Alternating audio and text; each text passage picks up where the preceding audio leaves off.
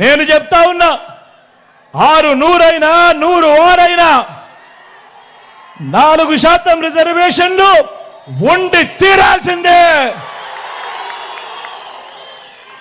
ఇది మీ జగన్ మాట,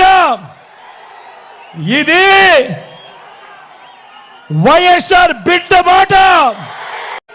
ఇలా మోడీ గారి సమక్షంలో చంద్రబాబు ఇలా మాట్లాడగలుగుతాడా అని అడుగుతా ఉన్నాడు మీ బిడ్డ. మరి మైనారిటీల రిజర్వేషన్లను రద్దు చేస్తామన్న తర్వాత కూడా ఎన్డీఏలో ఎందుకు కొనసాగుతా ఉన్నాడు ఈ చంద్రబాబు అని అడుగుతా ఉన్నాడు మీ బిడ్డ. ముస్లింలలో కూడా ఉన్నత వర్గాలకు ఆ రిజర్వేషన్లు వర్తించడం లేదు, పఠాన్లకు వర్తించడం లేదు, సయ్యదులకు వర్తించడం లేదు, మొఘల్స్కు వర్తించడం లేదు. ఇవి కేవలం వెనుకబాటు ప్రాతిపదికగా మాత్రమే ఇచ్చినవి. అందరూ గమనించాల్సింది ఏమిటి అనంటే అన్ని మతాల్లో కూడా బీసీలుంటారు, అన్ని మతాల్లో కూడా ఓసీలుంటారు. మరి అలాంటప్పుడు మైనారిటీలను వేరుగా చూడడం, రాజకీయ స్వార్థం కోసం మైనారిటీలకు నోటిదాకా వచ్చిన కూడును తీసేయాలనుకోవడం ఎంత మటుకు ధర్మము అని చెప్పి అడుగుతా ఉన్నాడు మీ బిడ్డ. ఇవి రాజ్యాంగానికి లోబడి ఇచ్చిన రిజర్వేషన్లు.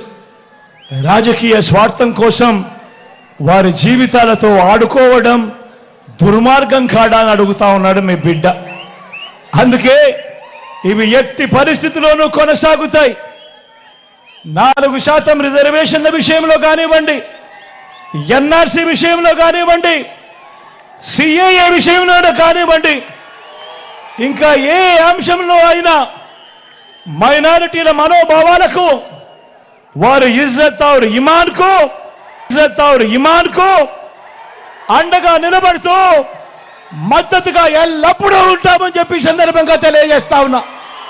ఈరోజు నేను చెప్తా ఉన్నా, చంద్రబాబు ఇచ్చే 2000 రూపాయలకో 3000 రూపాయలకో పొరపాటున మోసపోకండి. ఒకటి గుర్తుపెట్టుకోండి, జగన్ మళ్ళీ ఉంటేనే ప్రతి నెల మీకు క్యాలెండర్ ఇచ్చి ఏ నెలలో ఏ పథకం వస్తుందనో ముందే చెప్పి ప్రతి నెల ఇదిగో ఈ నెల రైతు భరోసా, ఇదిగో ఈ నెల అమ్మఒడి, ఇదిగో ఈ నెల చేయూత అని అంటూ ప్రతి సంవత్సరము 5 సంవత్సరాలు ప్రతి పథకము కూడా నేరుగా మీ ఇంటికే రావాలి అని అంటే మాత్రం చంద్రబాబు ఇచ్చే 2000కు 3000కు మోసపోవద్దండి. గుర్తుపెట్టుకోండి, జగన్ ముఖ్యమంత్రిగా ఉంటే ప్రతి నెల ప్రతి ఇంట్లో పట్టుగే అన్నది గుర్తుపెట్టుకోండి ప్రతి ఒక్కరూ కూడా. ఈ పథకాలన్నీ కొనసాగాలి అంటే మళ్ళీ జగనే రావాలి, జగనే కావాలి అన్నది ప్రతి ఒక్కరూ కూడా గుర్తుపెట్టుకోమని కోరుతా ఉన్నా.